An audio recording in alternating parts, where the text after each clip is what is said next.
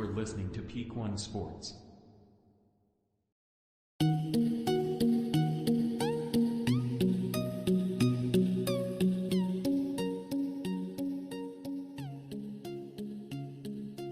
What's going on, everybody? Thank you for tuning into this episode of the Sports Page on the Peak One Sports Network.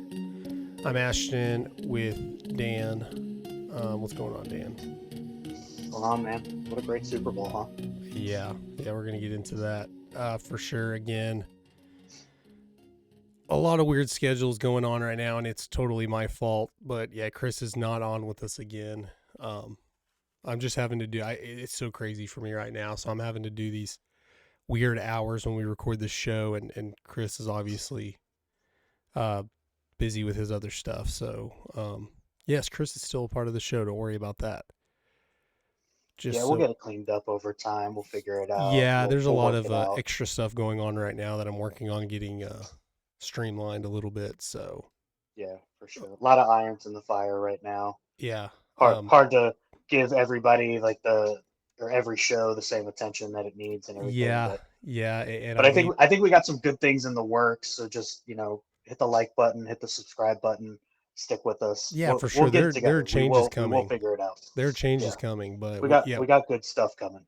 Yeah, for sure. And that's a little preview. I like you're taking control there. That might be a little preview of what you might be seeing soon.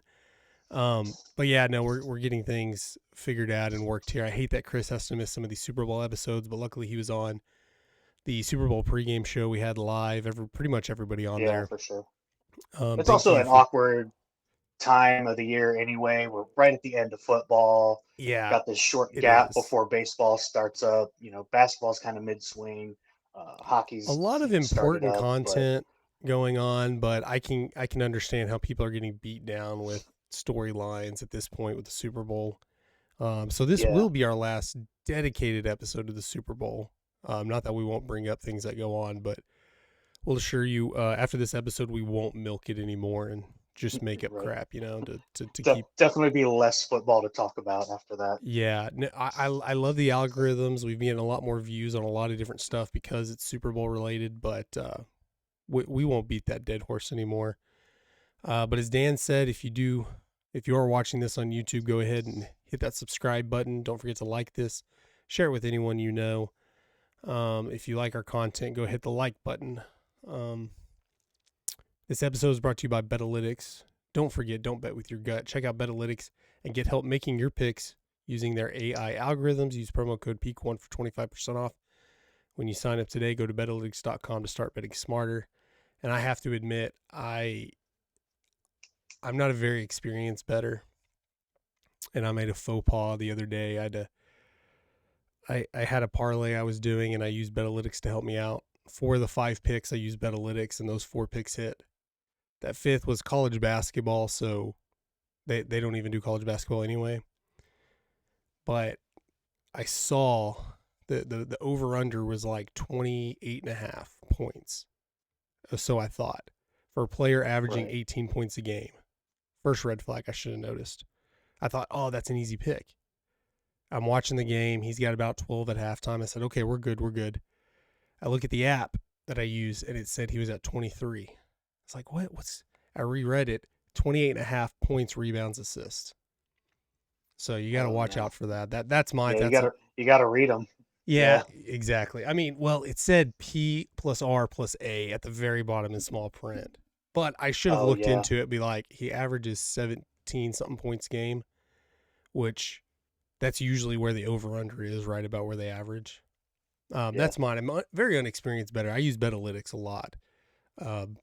Lean on them. I don't try to use my gut. On that one, I couldn't have because I don't do college basketball. I should just stuck with what Betalytics does.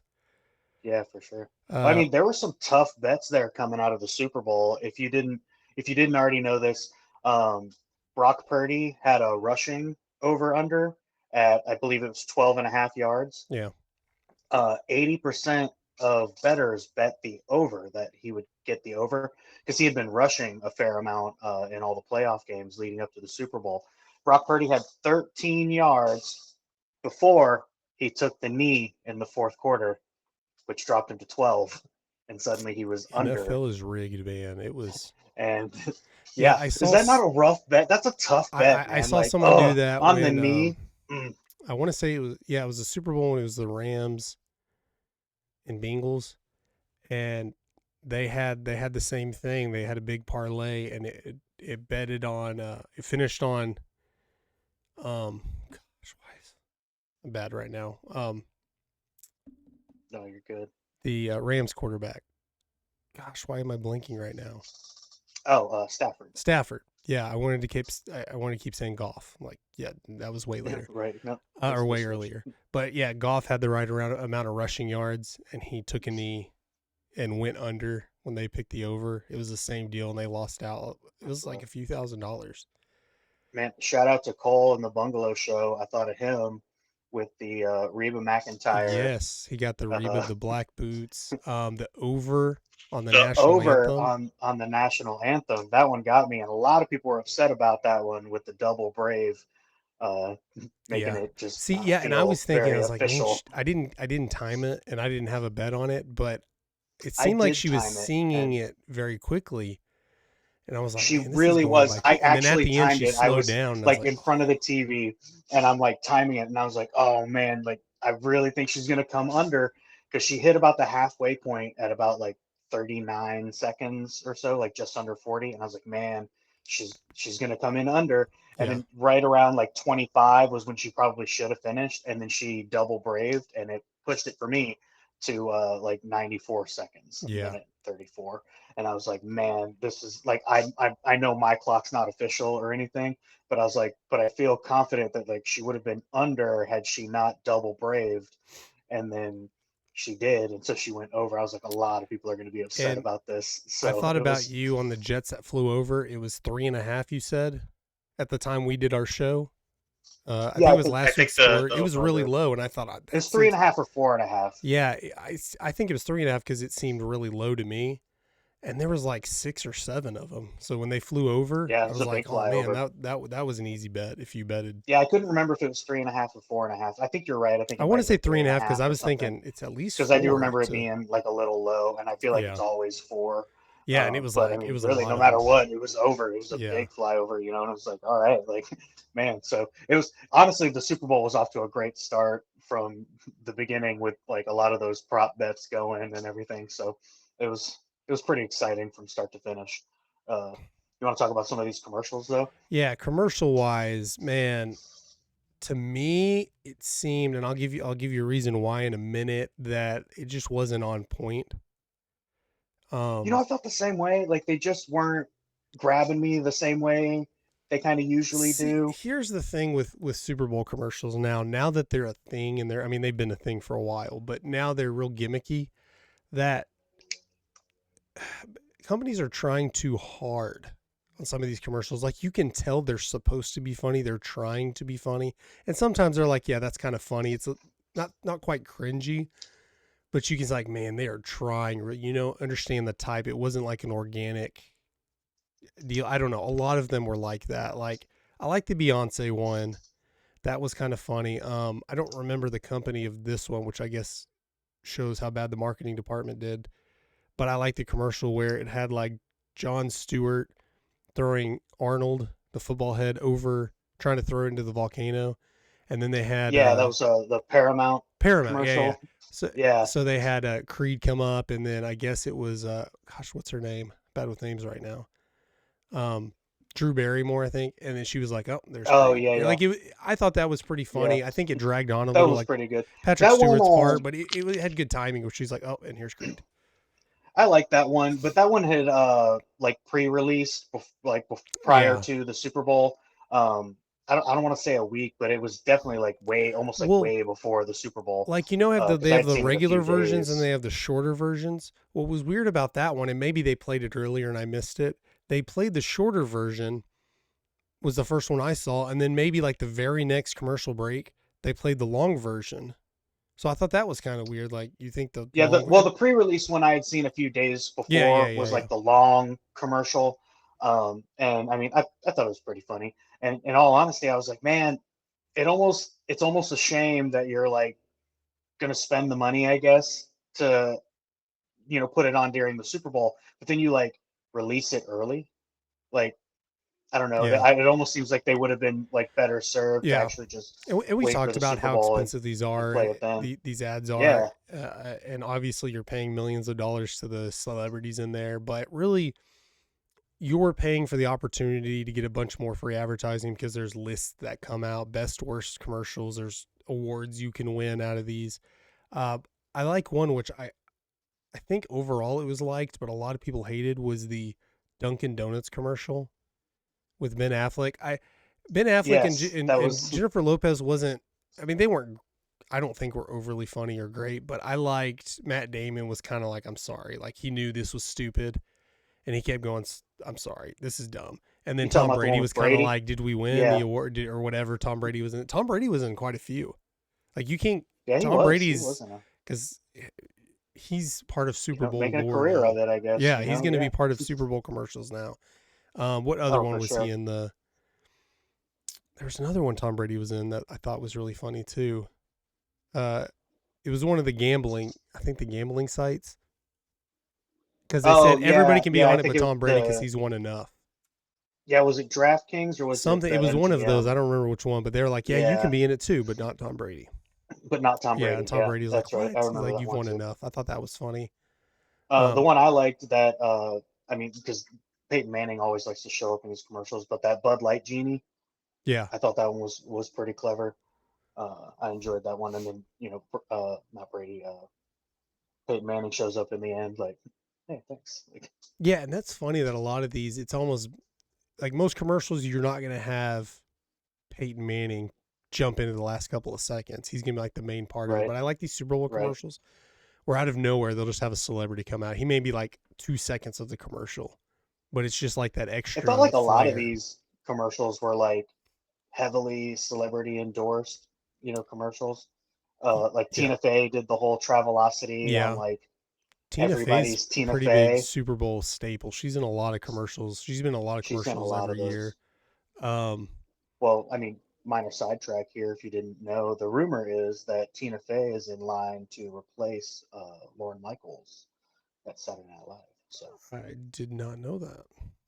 Interesting so, rumor. You heard it here she's first. Awful funny, and she's a good writer time. and everything. Yeah. Like I could see that, and I would totally support it. She's had a run there, like doing what's her name from the Sarah Palin. She was like the Sarah Palin bit. Yeah, Saturday that Night was Live. really funny. Yeah, I think she's pretty good at being those characters.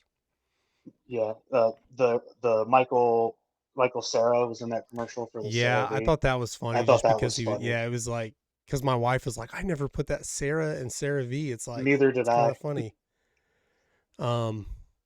Right, and they totally just kind of did like the whole knockoff on like the like cologne type commercials where he's like whispering and everything. I thought it was really funny. Yeah. Yeah, he did a good job. They had Ken Jeong doing the Popeyes commercial. Yeah, that was a good one too. But like I don't know, a lot of these commercials they just didn't grab me too much. Fun fact, like I liked the Budweiser commercial again this year. It was fine. Yeah.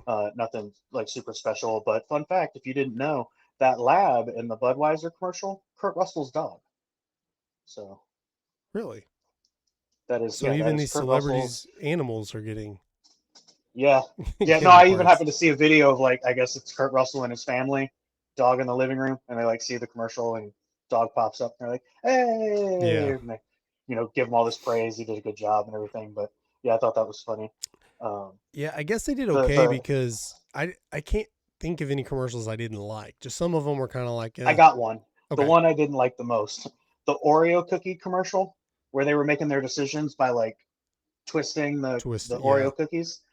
I hated that commercial so much, and I'm gonna tell you why. The reason I hated it so much, right? When's the last time you tried to split an Oreo? Because my Oreos never split like that. It doesn't split evenly. You know how many Oreos would tell me like ask again later if I was trying to get like an answer out of it? Yeah, it would like just a magic give me like a 50-50 split. Yeah, like I wouldn't get like a good. It's like, oh, left, I'm gonna do this, and then it's like a weird mix, and I'm like, and it's kind of like it's just making it up. Like nobody. That's not like a thing people make. Like obviously not big decisions, but it's not I like a thing remember you doing do when that as a you kid. do remember, because I don't remember Yeah, at all that being a thing. but it was like a '90s campaign thing that I think they were trying to like bring back. Yeah. And but it was like even then, like as a kid, I quickly found that like you can't do it like the commercials Yeah. because Oreos just don't do that. And then they brought it back, and this whole campaign is about like celebrities making huge decisions and like See, whatever. And I'm like, I wish it was that easy. Like, yeah. I know this isn't a Super Bowl commercial, but I mean it's a football commercial where it's like the Instacart. I think is the app it's talking about, but it has like the little jingle. I'm not gonna sing it just in case it demonetizes YouTube, but right. it's like I'm at the football game / grocery store. I'm like, when has that ever been a decision? Like, oh, can't go to the grocery store this week because we're at the football game. I can't take 20 minutes to go to the store. So it makes it Right. like this big decision. Now you don't have to decide between the football game and the grocery store. And I'm like, that's not even a thing. And to me, maybe I just missed that whole thing about Oreos making decisions. It's like a wishbone or something. It just didn't Yeah, I mean stick that's with pretty me. much what it was. Yeah. So what was the And one I where guess they they were were? just trying to bring that back. What was But the commercial where they were like, you have to learn something, but you'll have to forget something? I thought that was a pretty good one because I kept going to people forgetting I don't something. remember that You one. had to trade, like you would get to learn. I can't remember the company, but it was like you learned something, but you had to forget something. You had to make a room in your mind, and then it points to Usher. He's like, man, insinuating that he forgot something. He's like, man, I'd like to be in a halftime show this one of these days. And he's in the halftime show, and then like the people look at him like all confused, like you are in the halftime show. He's insinuating that was the one thing he forgot because I have to look it up. Usher forgetting. Yeah, I I bet didn't you I see can that one. Google that. Um, Yeah. I thought that was pretty funny up until the end when they did the Usher thing. I thought that was funny. Yeah, but I Yeah. mean, I think we get overhyped with the commercials now. That either they used to be better or we're just raising the bar every year. Yeah, maybe our expectations are a touch high. Yeah, because you have the And I all-time mean, to greats be like the Doritos time machine commercial and stuff like that, where it's hard to top those commercials. for sure. And I mean, I guess I don't necessarily expect to see like a super mind blowing commercial like Yeah, every year, but I guess I expect there to be like at least a couple of like front runners of like oh like I really like these commercials or whatever, you know. And I mean, I guess maybe I am just being like picky. There's a couple here that I was like, oh yeah, like those were funny, you well, know. nobody ever Uh, critiques commercials on a regular basis. I mean, there are that people I that mean, do that. That's their jobs. But we don't critique commercials on a right? regular We don't basis. we So don't. you could look at any commercial and tell what you like or don't like about it. It's Yeah. Yeah, I guess really I'm just jealous that people can split their Oreos so evenly, and I yeah, just never been able to. I can't remember. Yeah, you do it and all the icing's on one side, like every single time that I've done. I've Yeah, never. every time. Yeah, no, mine always like breaks in the middle or something. Like I never get a perfect like clean Yeah, I split mean that's what between I'm my saying. Oreo Like sides, you know. you Like, never just like every time pull it and it's like perfect. Is what I'm but saying. you know, maybe I'm just too rough with my Oreos. Somebody comment down below and tell me what I'm doing wrong. Like maybe I'm That could just be true. I mean, if you don't do it right, I mean, user error. yeah, right. Maybe that's what it is. Yeah, user error. Any other commercials that stick out? Good, bad, indifferent. Right? Yeah. Tell us your favorite commercials. Tell us your favorite commercials. You Um, ready to move on to this Super Bowl? yeah, if you didn't know, there was also a football game in between all this Pretty chaos. big, Chiefs pretty win their big game. fourth Super Bowl in franchise history. Mahomes is third Super Bowl MVP. Um, Pretty surprising how. I mean, if you would have told me the Super Bowl would end up in overtime and win at the last, obviously the last play, Yeah. I don't think I'd be surprised, but how the whole thing panned out, where the 49ers basically had their number most of the game, and then they had to Yeah. come back to do it. Crazy competitive, very defensive game. Especially considering halftime was a 3-10 score, and in all honesty, Kansas City was lucky to get that three Yeah, just before halftime to close that gap a bit. But yeah, crazy, really great competitive game. I enjoyed it a lot. My girlfriend complained a little bit right around halftime. The game wasn't very exciting. It was a much more defensive game and that Yeah, kind of thing. I understand touchdowns and home runs are I more understand entertaining to that too. watch than, I knew the but boring thing would come out, which I never thought it was boring. I do understand when it gets more X's and O's, defensive battle, like not everybody appreciates that. And I would rather have watched, a shootout as well. It would have been more entertaining, sure, but I guess if you don't understand football, it just looks like you're playing crappy football. And it's a really little boring. bit.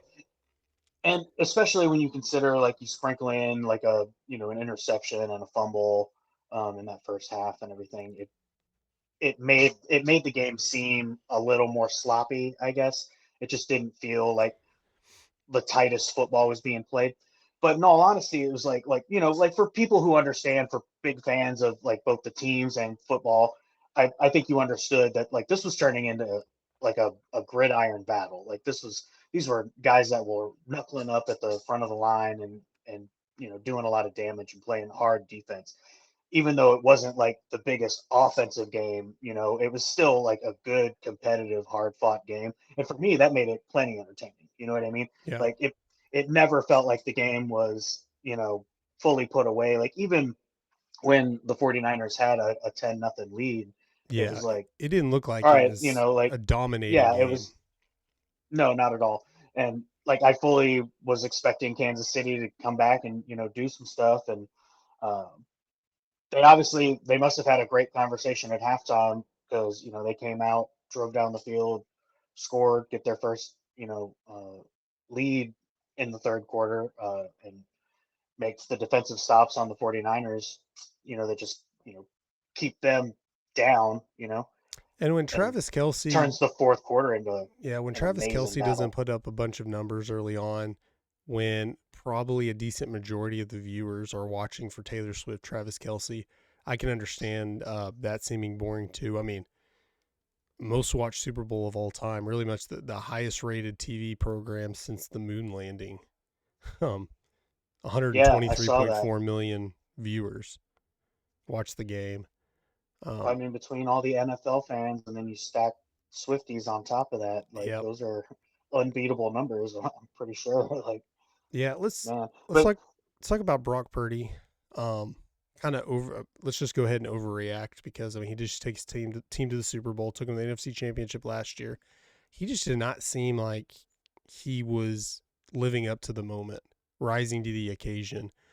He started off statistically pretty good in the first quarter and a half, but he kind of just the more pressure that the KC defense seemed to get on him in the second half, the more oblivious he looked.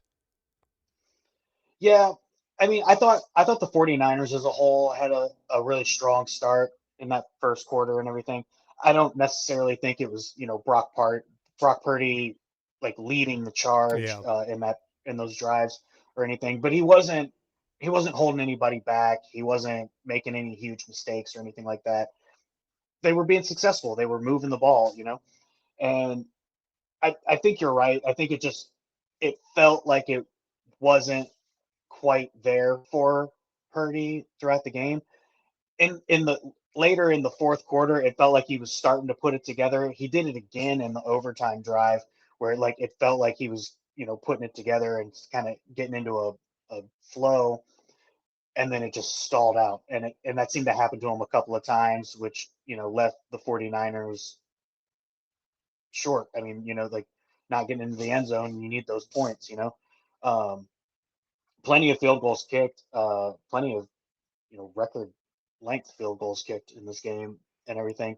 Yeah. And then to be completely honest, like we can talk about this just a little bit, but um, so it's third and four for the 49ers in the overtime drive. They're on the 9-yard line, and they throw the ball incomplete.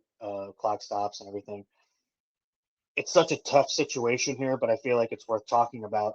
Do you go for it on that fourth down, knowing like where you are on the field and Yeah. everything, or do you kick that field goal and take those points? Well, it's hard to tell. Yeah. Because it may, It's a like if tough, I'm it's a tough inside the spot. 5 yard line, I go for it in the Super Bowl. Um, Knowing that, okay, if I don't get it, they get the ball at the 5 yard line or inside the 5 yard Right. line. The nine's a little bit out. You still have a lot of room, but knowing Now all they have to do is kick a field goal. So they have to gain more or less 45 yards at the 9-yard line, maybe not even quite that much, to be in field goal range. I don't think there's a right answer unless you end up winning the game. Hindsight's 2020. You can say that if they do that and they win this game, then you don't question it. It's definitely a question worth asking because it's right in there. Where if it was like at the 1-yard line, I think people would just be upset. Like, why didn't you go for it? But being at the 9, I guess you can go either way, knowing that, hey, your defense for the most part has played well in this game. I know you gave up the 10-point lead. Mahomes was kind of figuring it out in the fourth quarter. But, I mean, safety, like in 99% of the time, I'd say kick the field goal, rely on your defense. But in the Super Bowl, sometimes you just have to be ballsy. And Shanahan seemed to be like that kind of coach. So I'm not going to say I'm surprised, but I could definitely see him going for it there and seeing. But at the same time, if you don't get it, they drive down to 45-yard line, kick a field goal, and win the game. Then you have a bunch of questions. At least this way, he's not. We could ask the question, but he's not being questioned. It's not a big deal. Most people probably didn't even think about it because he played it safe and it just didn't work out, as opposed to going for it and it not working out. Yeah, I mean, I definitely think it's a really tough decision to make.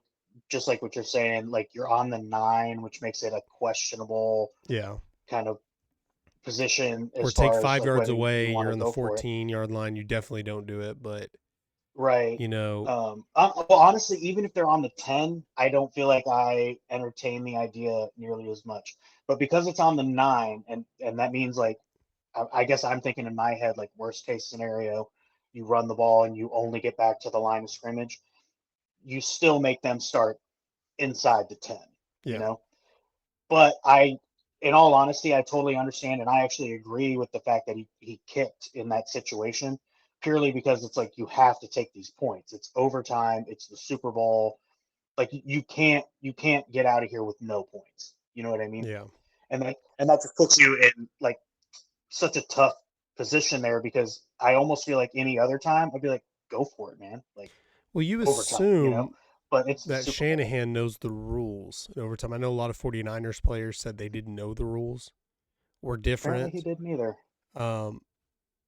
But because that was going to be my next question. yeah, if you, in your mind, Do if you you take the ball think, first? well, no, not that, but in your mind, if it's you score a touchdown, you win the game, or you kick a field goal and they get a chance, then I think I kind of lean towards going for it on the 9. Because Right, a little bit more if you because think you if the can option take the was game right now. fourth and goal at the 9, you score a touchdown, you win the game, or kick a field goal and give them a chance, I'm going for it every time because it doesn't give them a chance. Now, surely Shanahan knew the rules because he wouldn't have. I don't think Shanahan makes that decision. I think he just goes for the win right there. Yeah. Because even I mean, Andy he Reid he said if they were to score a touchdown, we were going to go for 2 if we scored a touchdown, and we would have gone yeah. for 2 to win the game. So I think that's your mindset too. But Honestly, I applaud Andy Reid for having a game plan for an overtime Super Bowl situation. You know what I yeah, mean? I don't know a whole lot of coaches that actually would have like planned on that. You know what I mean? And I mean Shanahan kind of admitted that he didn't really plan on that, and he was a little confused on the overtime rules because he didn't realize that they had changed, and that they were going to get a chance to possess the ball. So anyways. I Oh, and mean, yeah, that's where you're asking the possession question. yeah, and that honestly is why I'm like, when you win the coin toss, it kind of surprised me that Shanahan decided to take that first possession Yeah. when it's like I feel like if you knew, you probably would have taken the second, like you would have deferred Or or at least whatever. they're going to score. I can go for 2 to win it. Or Right. Like that's the yeah, advantage. yeah, So I don't know. Honestly, it was still one of the greatest Super Bowls I've gotten to witness in my lifetime. yeah, Crazy competitive. The first overtime Super Bowl I've ever seen. yeah. Um, I think the first ever was Falcons Patriots when the Patriots came back from 28-3. Oh, But that was like a you're quick right. score. Like, and back then the It rules was. were you score a touchdown, you The win the rules game. were first. So yeah, it was quick. It wasn't like this one that nearly ended and went to a second overtime, which nobody's ever seen in a football game. Right. I Um, mean, honestly, the way this whole thing played out, we got 5 quarters. yeah, yeah, for the most part. I So yeah, mean, you could say they because they the played a first quarter full, was kind of boring. Well, you got three really exciting quarters. right? Yeah. Um, And I mean, even the overtime was competitive. I mean, Brock Purdy, like I was saying, Brock Purdy started to look like he was getting into a bit more of a flow and everything. They were driving well on that possession, and yeah, they just stalled out. Brock Purdy's. Um, I mean, he's the second youngest quarterback to start a Super Bowl. I'll give him. He didn't just look terrible in that game. Like you said, he had no. bad moments. He had good moments. I'll chalk that up to inexperience. Yes, Something absolutely. he'll I think the learn. 49ers have a franchise quarterback on their hands, Yeah, I without mean, a doubt. at least this doesn't tell you that he's not a franchise. There's not enough information. Just you might as well keep going with him. Right, Um, right. because you got at least a couple more years before you have to pay him or make that decision. So at least go one more year, trade him, do whatever. But yeah, Very this is true. your guy. I I mean, think. I would keep yeah, I would keep rolling with this guy for right now. He hasn't done enough, in my opinion, to warrant releasing him or trading him or anything like that. No, I mean it's been 2 And years for God's sakes. It's I like mean, yeah, and the way that the 49ers have come out in these last 2 seasons, the way Purdy has more or less like risen to the occasion, in my opinion, tells me that like I feel like you got a pretty good marriage in Brock Purdy and Kyle Shanahan, and like like unfortunately you had some really rough luck with your quarterbacks last year, mhm, and then this year, I mean, this year you went to the show, man, and it was yeah, a crazy competitive game, and you lost in overtime. Like, I don't, I almost can't count it as a loss. It's obviously a loss, but I mean, it's a bright it's future. not, it's not getting blown out of the Super Bowl like you didn't belong. It's not Yeah, TCU versus Georgia. It was a very competitive, like very, like just what a great game. Like I almost can't speak highly enough of it. It because I was telling my girlfriend, I was like, I feel like a good majority of the time, 80-90% of the time, you watch the Super Bowl and it tends to be like one team showed up ready to play, ready for yeah, the big stage, and another team just didn't. And you end up with these kind of one-sided games, especially after halftime. yeah, But man, when you get a game that stays like this competitive for the full 4 quarters, in this case 5 quarters, and you end up with still a close score at the end, and just I mean, great game, great finish. Getting to watch these like future Hall of Famers, and honestly, I think it's cool too. It's hard to say if like Purdy will necessarily be a Hall of Famer, but he stays on this path and keeps playing. With this team like this, I mean, we might be talking about him for a while, but let's yeah. be honest, right? Patrick Mahomes, I like reading this out just because I think it sounds cool. My man's got 3 Super Bowl victories in 4 appearances over the last 5 years. Yeah. If this man's not in like Tom Brady talks the way LeBron is talked about with Michael Jordan, I don't understand what else you need to do. Yeah, you're definitely gonna have. I mean, the only thing that the reason you don't see the many comparisons, I think, I mean, obviously they played against each other. That's not two different eras necessarily. That Michael Jordan was loved on so much. Like I know he has a lot of haters, but Tom Brady doesn't have the love that Jordan has. So I think that's why you don't have it. Everybody who hates Tom Brady also hates Patrick Mahomes, outside of Boston or Kansas City fans. Yeah, but you get that much hate from being that damn good. Exactly. That's why, and maybe Jordan had that hate back then, and maybe just being removed from the sport. That's why you kind of need to have those differences where you don't get a lot of Jordan hate. Like you have people who like LeBron and they want to compare it and compare different eras. Um, but my comparison is like he's only played 5 seasons, 6 seasons, whatever. He's 28. He still Seven, has at least six yeah. in the league. He set out his first year, so he still at least has 4 quality, really good top of the notch years, if not more. Hell, if he plays till 45 like Brady Oh does, yeah. if he's able to, like, who knows? Oh yeah. If he's able to stay healthy and everything, I don't expect man. him to go to every other Super Bowl or anything like it seemed like Brady was, but like he's for sure, like if he had 5 more subpar years and then retired, he's still a Hall of Famer regardless. He's still gonna, he just needs time to get all the records. Get up there and career passing yards, put touchdowns, all that, or he's probably on pace to do all that anyways. I for sure. just don't like I think comparing he them just right now. tied. It's compare it at the end. Wait till the end of their careers. Oh, for sure. But I mean, just like with like LeBron and Jordan, or really even like Kobe and Jordan, and they overlap just a little bit. And like LeBron and Kobe and stuff. I mean, you get these comparisons because I mean, just a young man comes in, they start playing at such a high level, and you automatically kind of compare them to the best in the league or whatever at Yeah. the time. And I mean, Brady just left us. Like I mean, and it's honestly it's going to be because I can't remember who it is, but I want to say Mahomes just tied for second in playoff victories with like 16 or something like that, Yeah. 20, whatever it is. But number one is Brady with like 45, Yeah. something like that, like something crazy. So he's got a ways to go to catch Brady and everything because Brady played at such a high level for such a long time. But I mean, I totally agree with like what you're saying. I mean, at the level that Mahomes has been playing, he's in the league 7 years, he's been playing for 6. I would like to think that at minimum he's got at least 4 more years in him, if not like 14. Well, I mean, Um, he still but that all has. depends on how healthy he can Yeah, I remain, mean, credit to throughout his Brady for career. being able to play at a high level to 45. But if we're comparing Right. statistics and wins and all that, there's still an entire career between them. There's still, what is it, Oh yeah, 16 years, which is a yeah. really long career in the NFL.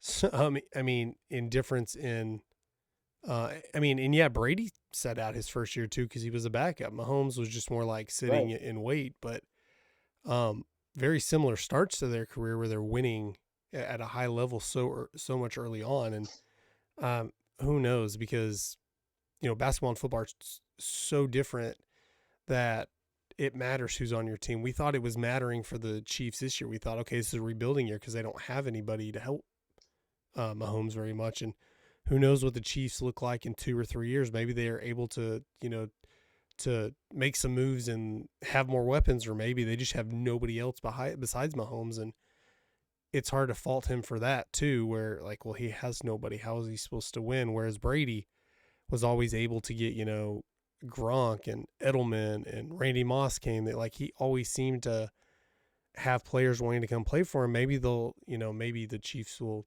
end up getting that for Mahomes, I'm not sure.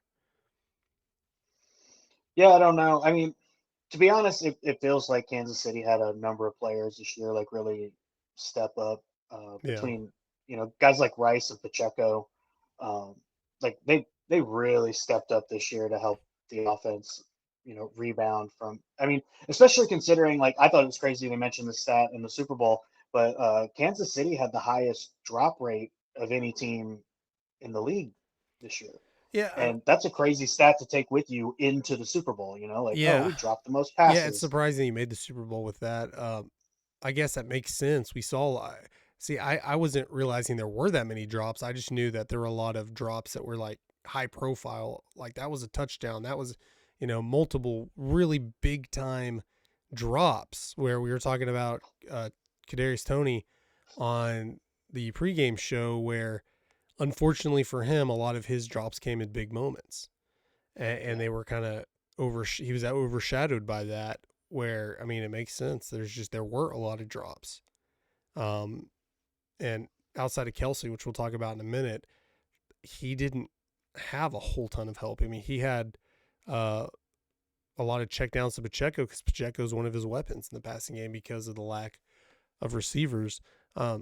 Going to back to Travis Kelsey though, because this is something we got to talk about, and it's very controversial topic because it's just like people are split down the middle, whether it's big deal, it's not a big deal, or whatever. Such a divisive topic. Whereas Travis Kelsey, after the Pacheco fumble, who was not in that play, goes up to Andy Reid and obviously shows his frustration. audio may come out on it. I don't know if the NFL buries the audio. We don't know what was said, but he kind of bumps him and almost knocks him over. And there's all kinds of memes and screenshots and like, this is why you train your kids to be coachable and all kinds of stuff. What are your thoughts on that? Because I know, I'll give you my thoughts in a minute. I don't think it's as big a deal that as people are making. No, I totally agree. I understand even kind of everybody's just kind of jump reaction to seeing what happens on the field and everything in that moment. But to be completely honest, like in my opinion, if you watch the video and everything, does Travis Kelce come in kind of hot? Like, yeah, for sure. Is he going right for Andy Reid? You betcha. I don't think he actually meant to like run into his coach or anything like that. I think what happened was, he's just heated and he ended up taking like an extra step that he didn't necessarily need to take. And he ends up really close to him and he bumps into him. And that's the honestly, part that's kind of if you look at it, it seems like, yeah. And if you look at it too, it seems like Andy Reid like never really even saw him coming. He's got his headset on, he's focused on the game and the next play and whatever. And when he bumps into him and everything, he finally kind of turns and you can kind of see him like reach out for Travis's arm, almost as if like he's trying to be like, what's wrong? What's going on? Like, what's the deal? And whatever, Travis Kelce like reach out like, oh crap, I didn't, he didn't really change facial Yeah, expression. and he like tries to catch him a little bit. So that, I mean, because I've heard people like, man, that's basically assault, and that's the part that I think's overblown. Like, yeah, he yelled at his coach. There's a debate to happen about that. Like, not every coach. No, I think what happened. Gonna take that. And I mean, I remember from like my football days, especially like playing receiver and stuff. Like it was kind of a pretty common thing, and at least with like my coaches and stuff. But there's this phrase my coaches used to use, and it was basically the squeaky wheel gets the grease, right? Yeah. If you're out there and you're like beating your man and you want to get the ball, tell somebody, like you can't just keep that in, like if you're out, especially if you're out there like on the field playing. And we talked about this a little bit, but it's like, this is the Super Bowl, man. There's no next week. You can't take this in, to the office and like fix it up over the week and just get them next week, like this is it. This is the game. Fix it now or don't fix it at all. You know what I mean? And I think that's really what it was. I think Kelce was out there. He was beating his man. He was getting open. He wanted the ball. And then he gets frustrated on top of that because he's being pulled out of plays on like third down. And he's like, what are we doing, man? Like, give me the ball. And I think he tried to express that, to Andy Reid, obviously, in the heat of the moment and everything. The thing that they didn't even show that was like talked about later was, like they were on the sideline and they like reconciled and whatever, and they talked it out, real quick on the sideline. But they obviously don't show that on TV. They just show, Kelce and Andy Reid's face like yelling at him. Yeah. Because he wants the ball. And do I think that's him being uncoachable? No, not at all. In fact, I think that's him being incredibly coachable because it says to me that Andy Reid has created like such a culture with his players, especially his veteran players, that his players feel they like can safe enough to be able to approach him and express themselves and tell him like in the moment, like this is what we need to be doing. You know what I mean? Yeah. And I don't feel like, in all honesty, there would be a part of me that would be more upset with a player like Kelce, especially a player of his caliber, to hear him say, post game, like, oh, like I was beating my man and I should have been getting the ball more, but whatever. Yeah. Like not my call. And versus like him like Andy approaching Reid, his coach and he's like, what are we doing? Andy Reid was obviously asked about it and Travis Kelce, and they're like, no, we're all good. Of course, winning will heal all wounds. It might seem like a bigger deal if they would have lost the game. But Andy Reid's like, hey, man, I wasn't standing. I wasn't balanced. Like, he didn't mean to go do that. Like, I get him going and yelling at him, but and people say like certain coaches that wouldn't have flied. Like, he would have been benched, whatever. He should have been benched.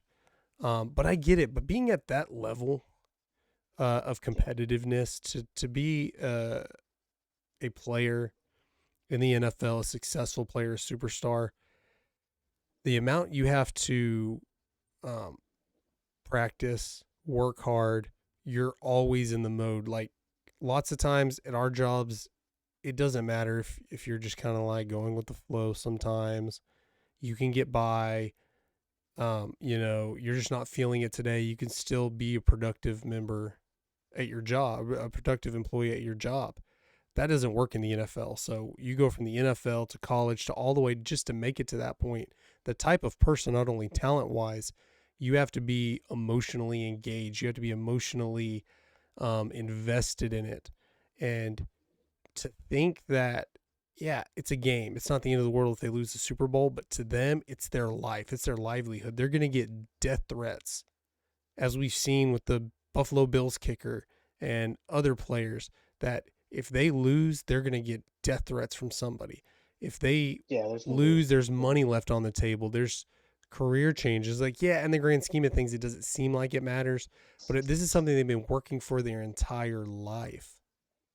And then on a magnifying glass, being talked about on podcasts like this, being talked about on ESPN all the time, that the fact, like, if you blew up on your boss and your boss was like cool about it, like, hey, let's come back later, y'all make up everything, that's fine. Nobody knows about it. Maybe some people at work, but it's not being turned into memes and like, this is trash, he's a terrible person, this is never how I'd raise my kid to do something like this.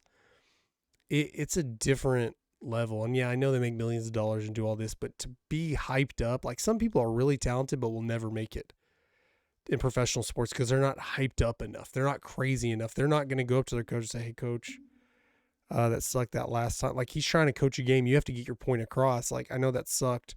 I think I should get more. I'm beating my man. Just leave me in the game. Like you were saying, all calm like that. Yep. Like, I think he would agree that he overreacted in the situation. Obviously, pushing him and all that, but just screaming. Sure. And I'm sure they scream at each other all the time. Like, I tell my wife all the time, like, our kids want to be in athletics, even in middle school and high school, they're going to get yelled at, and that's good for them because they're going to get yelled at in their life and whether in their future, and whether that's right or wrong. Like, you don't see that necessarily. Some coaches will yell in games, but you don't see that in practice, where in normal situations, the way they talk to them would be like detrimental to some people, to use the words, and like, that's just how they communicate with each other. And just because it happened in the middle of a Super Bowl, like, he may communicate with Andy Reid like that all the time. They go back and forth, but it happened on a stage where a camera caught him, and now it's being turned into a meme. I think it's way overblown. I mean, I don't think Kelsey has been in, I don't know how many long Kelsey's been in the league, 8 years, something like 10 years. 10 years. He's been at that level, been an all-star tight end for a long time, where if this was a big deal, I think they would have nipped it in the bud a long time ago. We saw with Dez Bryant, which I think that was overblown sometimes, things he did, but it kind of was a problem, but he was still very talented. See, with Odell Beckham, it was kind of a problem, but he was still talented. We've never seen a problem with Travis. Nobody's ever complained, like, is this guy locker room cancer? Is this guy have an issue? We see one time he yells at his coach on the sideline in the Super Bowl, and then we're all quick to judge. Like, he's near the end of his career, and we're trying to say, is he a problem? I just think it's ridiculous. No, I totally agree with that. And just another point to make here. I mean, I think coaches know their players, and pretty much exactly what you're saying is, like, every player is a little bit different. Me personally, I don't get motivated by people like talking trash to me, or like my coaches talking bad to me. But you know who I have heard say in interviews that he does play better when that happens? Gronkowski.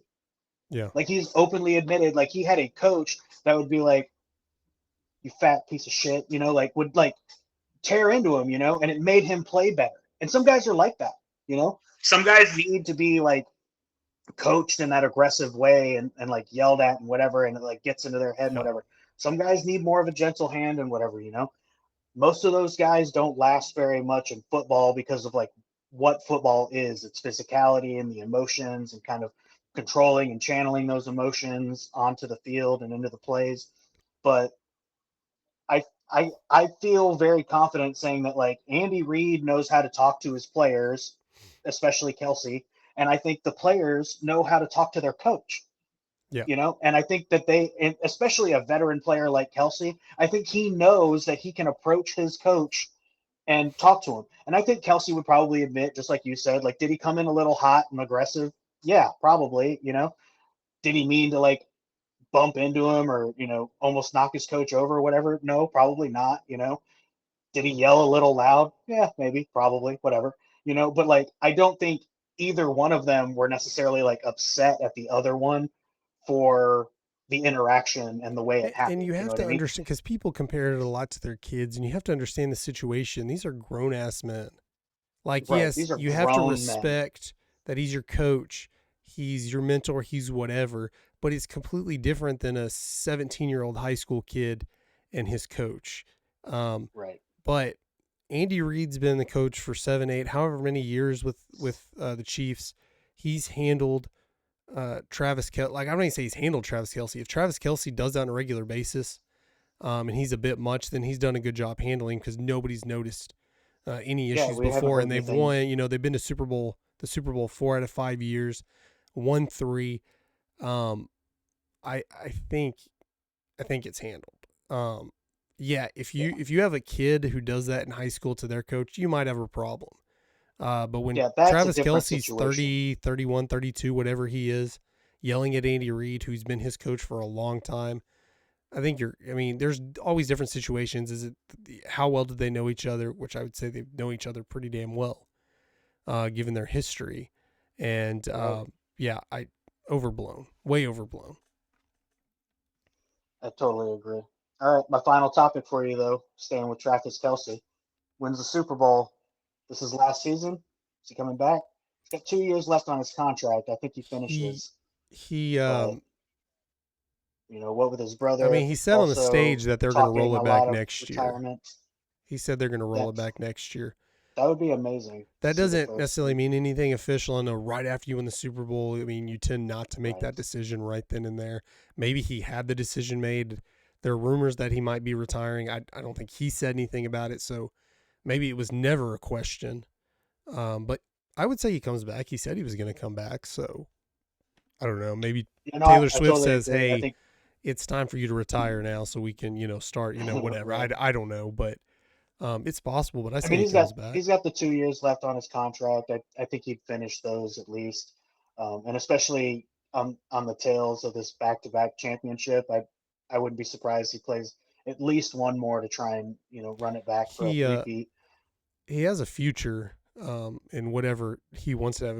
Great on his podcast, very Oh, for sure. entertaining.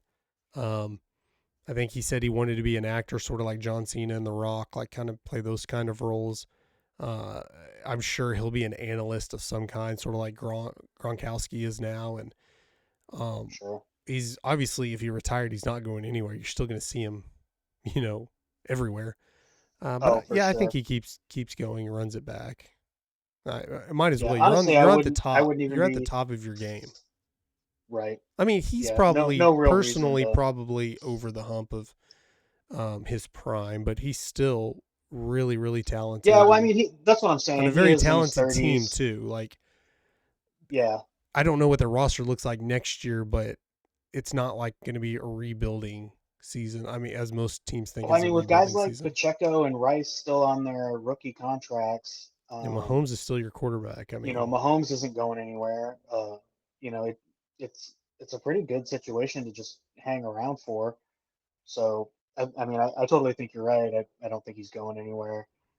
I mean, to be honest, just from what I've heard of him from him on his podcast and things like that, those Kelsey boys are, pretty competitive, and they like to win. Yeah. And I mean, they're both talented football players. So honestly, I wouldn't even be surprised if Jason decides not to retire and comes back for one or two more. But Yeah, I I think there's a definitely don't future think for their Travis podcast. It's is going obviously anywhere. popular now, but imagine, it's one thing when you have two current players and now I guess just one current player. You can only say so much.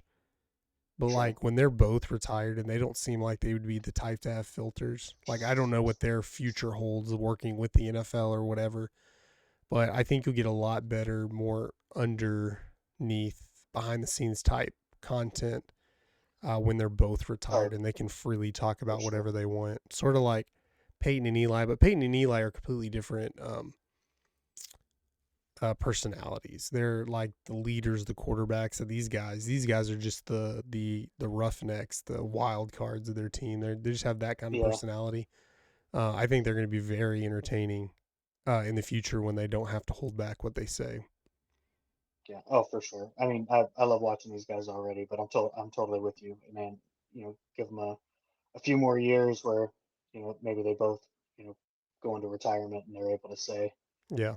whatever they want without any, anything holding them back, But yeah, they're very entertaining, and it's honestly it's even kind of funny that you mention it, just because like I think it's funny to point out, that really, well, I mean, Travis played some quarterback in college and high Yeah. school and stuff, but they're both basically offensive linemen, and like their personalities kind of show that. Versus, the Manning brothers, who are both quarterbacks, and their personalities definitely kind of Yeah, they're show more that as well. tight-knit and more of your suited up guys as opposed to, blue collar guys, Yeah. as opposed to your white collar guys. I think that you'll get better, more crazy content. Yeah, I don't see the Kelsey brothers being like a Monday Night Football thing like the Manning brothers on ESPN, unless they just kind of pull back the reins a little bit. They seem a lot crazier. Yeah, probably. Yeah. Before we end this, do you have any more topics that you wanted to bring up, talk about? I know we haven't talked about Taylor Swift, but nothing no, crazy but I mean, there. now that you mention it, I did happen to notice, if you did not, for all those Swifties out there, Kansas City's final drive to win the game, 75 yards, Oh no. 13 Oh plays. no. Yeah, I haven't seen a lot of 13 references to the game now. I mean, obviously There were a few, because San Francisco's final drive in overtime was also 13, which I thought was funny. But interesting.